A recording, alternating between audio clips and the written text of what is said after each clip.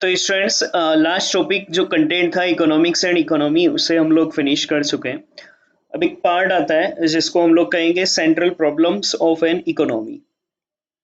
Economy में कौन कौन सी प्रॉब्लम्स होती हैं? तो बेसिकली देखो बेटा, प्रॉब्लम्स आती क्यों है ये हमने बार बार डिस्कस किया है कि हमारी जो वांट्स हैं वो अनलिमिटेड है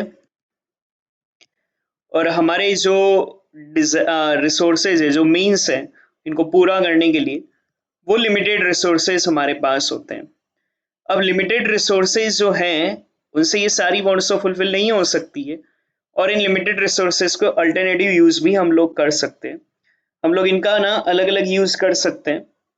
मान बार बार एग्जाम्पल हमने लिया है, 100 रुपीज हमारे पास है तो हम ना इन 100 रुपीज से आइसक्रीम खा सकते हैं, जूस ले सकते हैं या मूवी देख सकते हैं।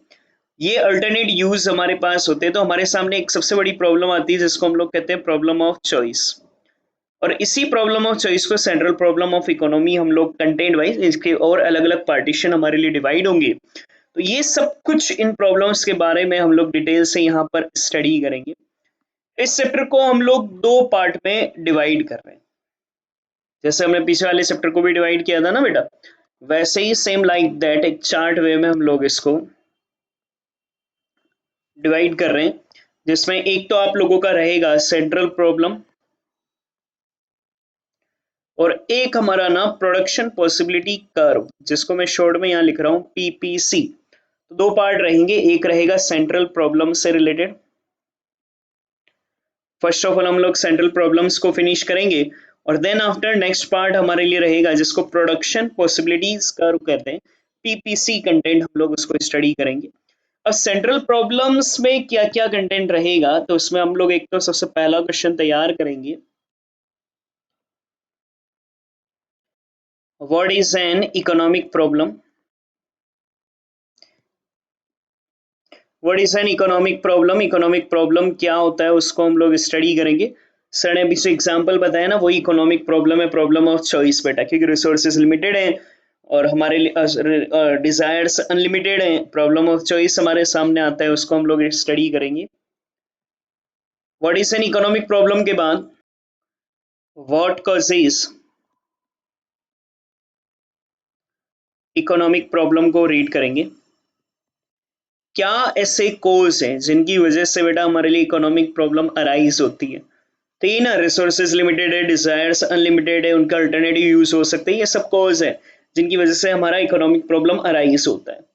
देन आफ्टर हम लोग central problems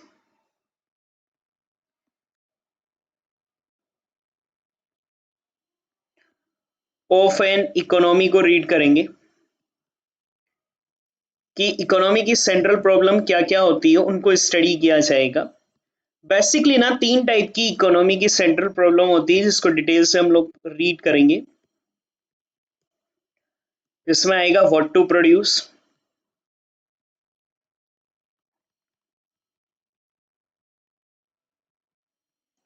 how to produce,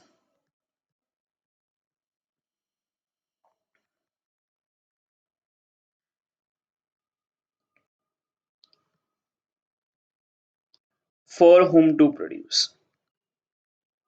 ये तीन के बारे में हम लोग रीड करेंगे। जब तीन तरह की प्रॉब्लम्स होती है इकोनॉमी में मेजर, जिनको सेंट्रल प्रॉब्लम बोलते हैं, जो बेसिक प्रॉब्लम्स हैं, जिनमें एक रहेगा हमारे लिए व्हाट टू प्रोड्यूस, एक आएगा बेटा हमारे लिए हाउ टू प्रोड्यूस, थर्ड रहेगा फॉर होम टू प्रोड्यूस। इनको डिटेल से स्टडी करेंगे। जब आप प्रॉब्लम्स की स्टडी कर रहे हो तो सर सॉल्यूशन भी आना चाहिए। ऑब्वियसली हम सॉल्यूशन को भी स्टडी यहाँ पर करेंगे।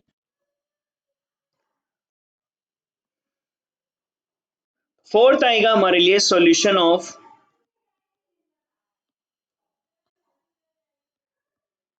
Central problem in different economy. Different economy sir, if you remember कल हम लोगों ने रीड करा था, टाइप की इकोनॉमी होती है उनमें इनका सॉल्यूशन देखा जाएगा। तीन टाइप की इकोनॉमी, कंट्रोल्ड इकोनॉमी में, सेकंड मार्केट इकोनॉमी में, थर्ड मिक्स इकोनॉमी में हम लोग इनका सॉल्यूशन देखेंगे। ये आपका पूरा कंटेंट, ये चारों चीजें हम लोग रीड करेंगे ना तो सेंट्रल प्रॉब्लम हमारे लिए फिनिश हो जाएगा। 4 क्वेश्चन सेंट्रल प्रॉब्लम में डिफाइन इसे अब लोगों को स्टडी करना है। इकोनॉमिक प्रॉब्लम क्या होता है, इकोनॉमिक प्रॉब्लम के कॉजेज क्या होते हैं, इकोनॉमिक प्रॉब्लम सेंट्रली कौन कौन सी है, तो what to produce, how to produce, for whom to produce, इन तीनों प्रॉब्लम्स के सॉल्यूशन तीन डिफरेंट डिफरेंट इकोनॉमी में, कंट्रोल इकोनॉमी में, मार्केट इकोनॉमी में एंड फ्री आपका मिक्स इकोनॉमी में हम लोग इसको स्टडी करेंगे। देन आफ्टर आता है आप लोगों का प्रोडक्शन पॉसिबिलिटीज कर्व। यहाँ से इस पार्ट से टेबल डायग्राम स्टार्ट हो जाएंगे। हर चैप्टर में टेबल डायग्राम होंगे, उनके कॉन्सेप्चुअल हम लोगों को समझना रहेगा। तो इसमें ना बेटा हम लोग डेफिनेशन,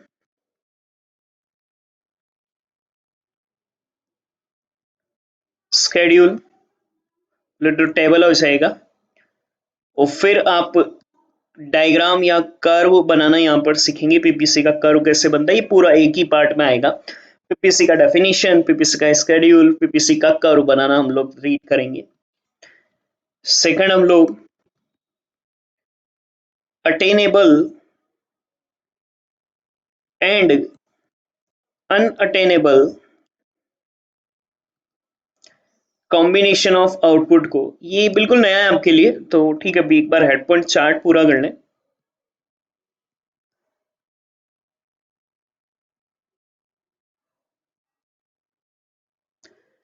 देन थर्ड पार्ट में हमारा शिफ्ट या रोटेट, इसको यूं लिख ले, शिफ्टिंग या rotation of PPC. Then after two basic properties of PPC को हम लोग रीड करेंगे। पीपीसी की कुछ प्रॉपर्टी होगी। फिर एक कंटेंट जिसको हम लोग अपॉर्चुनिटी कॉस्ट कहेंगे, कंसेप्ट ऑफ अपॉर्चुनिटी कॉस्ट, इसी के साथ ही concept of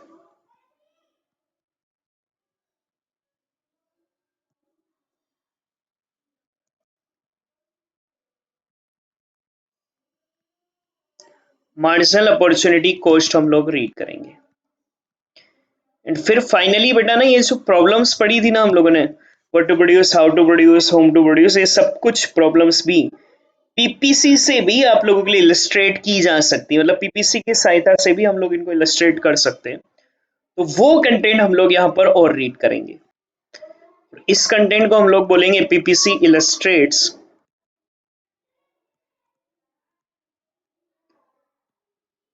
central problems.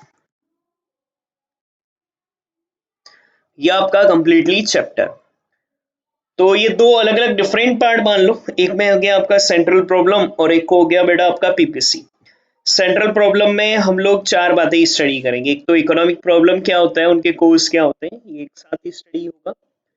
Then after हमारे लिए सेंट्रल प्रॉब्लम कौन कौन सा है और उनका सॉल्यूशन कौन कौन सा है, तो ये एक एक दिन का दोनों का कंटेंट रहेगा। Central problem of an economy कौन सा है और उसके सॉल्यूशन कौन सी इकोनॉमी में कैसे निकलते हैं। सेंट्रल प्रॉब्लम कौन कौन से हैं तो वो भी हम लोग स्टडी करेंगे। What to produce, how to produce, for whom to produce. और डिफरेंट डिफरेंट इकोनॉमी बोले तो कंट्रोल्ड इकोनॉमी, मार्केट इकोनॉमी और बेटा मिक्स्ड इकोनॉमी में पीपीसी में 6 अलग अलग पार्ट है। पहला वाला पार्ट रहेगा जिसको अपन ऐसा लिखेंगे, what do you mean by PPC and explain PPC with the help of schedule and diagram. ये क्वेश्चन बनाऊंगा मैं, वो तीनों ही पार्ट आ जाएगा, डेफिनेशन, शेड्यूल एंड कर्व का आपका एक साथ ही। फिर पीपीसी में show attainable and unattainable combination of output को पीपीसी में कैसे शो करते हैं वो हम लोग स्टडी करेंगे। फिर पीपीसी का शिफ्टिंग कैसे होता है, रोटेट कैसे होता है, उसके क्या रीजन है, किस तरीके से वो डायग्राम्स में शो होता है, उसको रीड करेंगे। फिर पीपीसी की कुछ 2 बेसिक प्रॉपर्टीज रहेगी, उन प्रॉपर्टीज को स्टडी करेंगे। और उस प्रॉपर्टी के लिए ही वैसे तो opportunity cost and marginal opportunity cost के कॉन्सेप्ट्स को समझना होता है, वो हम लोग स्टडी करेंगे। और फाइनली पीपीसी कैसे इलस्ट्रेट करता है आपको सेंट्रल प्रॉब्लम्स को, उसे हमने स्टडी करना है।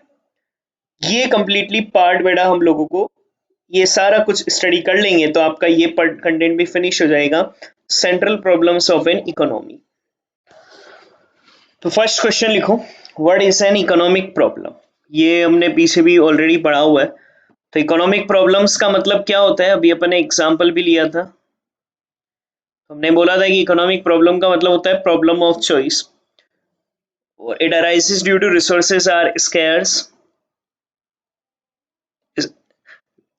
resources are scarce, wants are unlimited and they have alternative uses बेटा। तो बेसिकली इकोनॉमिक प्रॉब्लम होता ही क्यों है, तो क्योंकि बेटा हमारे लिए प्रॉब्लम ऑफ चॉइस होता है, रिसोर्सेज स्कैर्स होते हैं और उनका अल्टरनेटिव यूज हो सकता है, इसलिए उसको हम लोग इकोनॉमिक प्रॉब्लम बोलते हैं। तो लिख लो definition, economic problem is the problem of choice, economic problem is the problem of choice arising on account on the fact that arising on account of the fact that resources are scarce, resources are scarce and these have alternative uses, and these have alternative uses। तो define कर लो आपस से, economic problem is the problem of choice, economic problem is the problem of choice arising on account on the fact that resources are scarce and these have alternative uses, उसे हम लोग economic problem बोलते हैं। अब point आता है sir economic problem के कोज क्या है, तो तीन मेन कोज है, रिसोर्सेज लिमिटेड है, अल्टरनेटिव यूजेस हैं और बेटा हमारे लिए यहाँ पर उनका वांट्स बेटा हमारे लिए अनलिमिटेड है। तो हेडिंग डालो व्हाट कॉज इकोनॉमिक प्रॉब्लम्स, तो थ्री कोज लिखो, अनलिमिटेड वांट्स,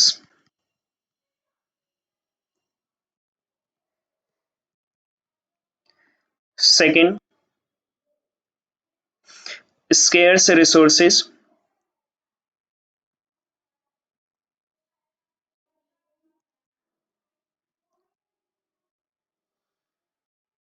और थर्ड बेटा अल्टरनेटिव यूजेस। बेटा तीन मेन कॉजेज जिनसे इकोनॉमिक प्रॉब्लम आता है, अनलिमिटेड वांट्स, स्कैर्स रिसोर्सेज या लिमिटेड रिसोर्सेज भी लिख सकते हैं, और अल्टरनेटिव यूजेस। फर्स्ट पॉइंट डालो unlimited wants,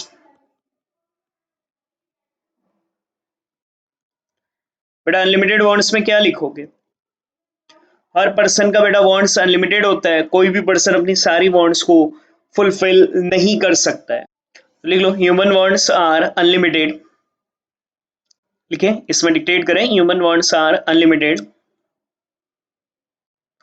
no man can satisfy all his wants fully, no man can satisfy all his wants fully, wants of all member of the society, wants of all member of the society cannot be fully satisfied, cannot be fully satisfied at a given time।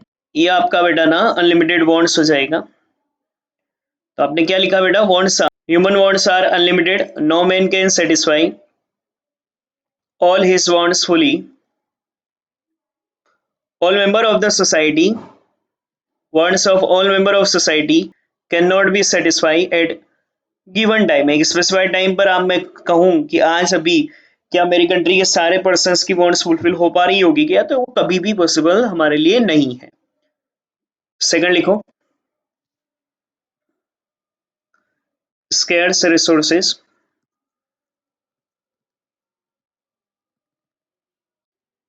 तो जो भी goods and service है ना जो कि हमारी wants को fulfil करते हैं वो हमेशा लिमिटेड ही होते हैं, और इनको स्कैर्स इसलिए कहा जाता है क्योंकि जो भी गुड्स एंड सर्विस है जिनसे कि हम हमारी वांट्स को फुलफिल करते हैं, मान लो मुझे आइसक्रीम चाहिए, पैसा चाहिए ना उसको फुलफिल करने के लिए, वो पैसा जिससे कि मैं मेरी वांट्स को फुलफिल करूंगा वो हमेशा हमारे पास कम ही होता है, मतलब उसकी जो डिमांड है ना बेटा, मतलब जितना पैसा हमें को चाहिए उतना हमको सप्लाई नहीं होता है, हमें उतना पैसा मिल नहीं पाता है। इन चीजों की डिमांड ज्यादा होती है सप्लाई के कंपैरेटिव, इसलिए इनको स्कैर्स रिसोर्सेज कहते हैं।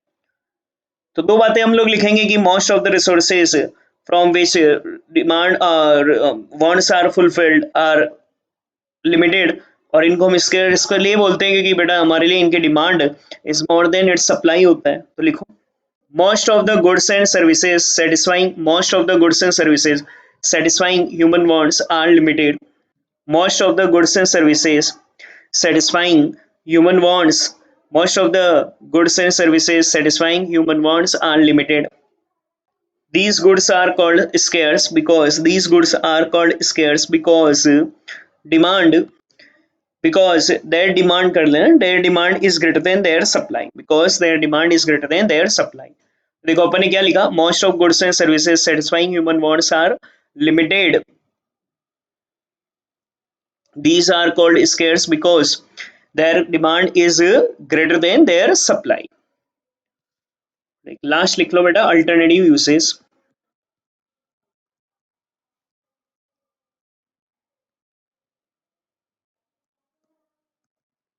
हर रिसोर्स का अल्टरनेटिव यूज कर सकते हैं। 100 रुपए तो कई जगह खर्च कर सकता हूँ। एक पीस ऑफ लैंड है तो मैं अपने खेत में बहुत सारी चीजें उगा सकता हूँ, वीट प्रोड्यूस कर सकता हूँ, फ्रूट प्रोड्यूस कर सकता हूँ, वेजिटेबल प्रोड्यूस कर सकता हूँ, या फ्लावर्स बेटा हमारे लिए प्रोड्यूस किए जा सकते हैं। तो लैंड तो एक ही है ना, इसका अलग अलग यूज किया जा सकता है, इसलिए तो प्रॉब्लम ऑफ चॉइस आएगी। क्या उगाएं क्या ना उगाएं, क्या खाएं क्या ना खाएं, ये हमारे लिए अल्टरनेटिव यूसेज कहलाता है।